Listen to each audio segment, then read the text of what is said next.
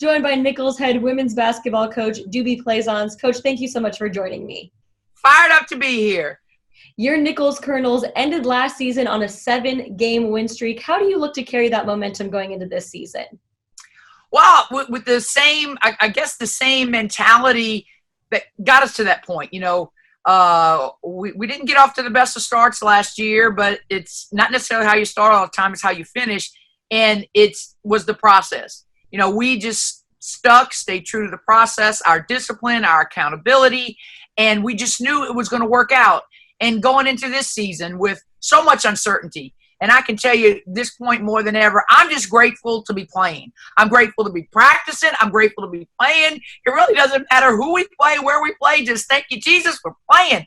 But that momentum or that same mentality is be grateful for the day, and just we have to stay true to the process. And if you stay true to the process and we just keep whatever quirky things might happen day to day, once we get to the other side, we'll be better prepared and we'll be ready for it. Looking at the roster of last season compared to this season, you lost some big contributors, some seniors, Ari, Crystal. Who do you look to step up and be able to replicate their production this year? Well, certainly anytime any program loses a senior class, even if it's like just one, like we lost one, Cassidy Barrios, that was a huge loss. But anyway, it's always about, what you've done between now and that point of you losing your seniors. It's about what you've done with those underclassmen or how you've prepared them and everything. And I'm very confident not only in our returners, and we're half new and half returners. Most of our returners, as you probably well know, were injured last year. And then I have 7 new people. So you can argue we're all pretty new right now, So, but it's not necessarily about replacing what we have.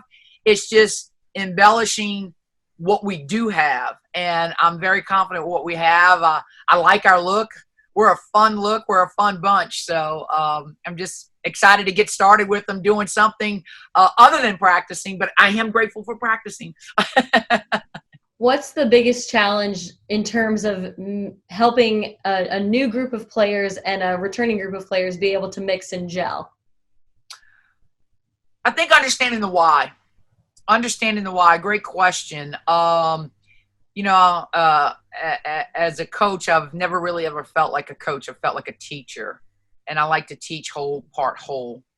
And in that first whole, it's very important to me that I get across the why, because I always feel like if you give them the answer, they're going to do a whole lot better with the question. You know what I'm saying? Most people will. And so I like to give them the why, and especially with this, we have people that haven't played in 2 years, married with, people are, not green, but, they're just new to this system. I think it's very, very important that between myself and my staff, we just make sure that they understand the why. Because if you know the why, I think the transition from being green to, okay, now we get it, will be a little shorter. With a couple weeks left before we tip off for games, what do you need to see out of your team in order to get to where you need to be for the start of the season? Continued growth and consistency. That's it. We just need to be consistent. I'm very, like I said, I'm excited about the product we're going to put on the floor.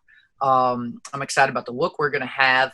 We just need to be consistent in terms of what's the best version of ourselves. And with that, growing and not settling. I just think, comfort, guess we all need comfort every now and then, but when you're comfortable, you don't grow. And not to get comfortable, to stay hungry.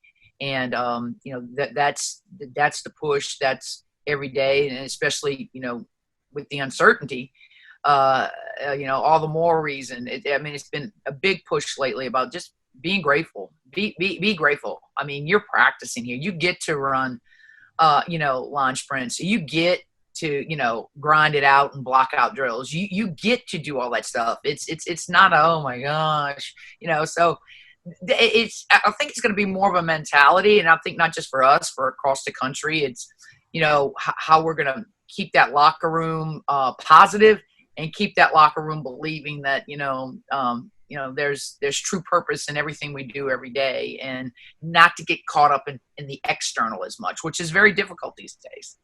You keep mentioning the look. Without giving too much away, what can we expect to see out of the Colonels this season? Defense. No, but no, you got to see defense. But that's the old look, and that's going to be the new look, and that's going to be the all-time look. No, I like our versatility on offense. I think we're far more versatile on offense.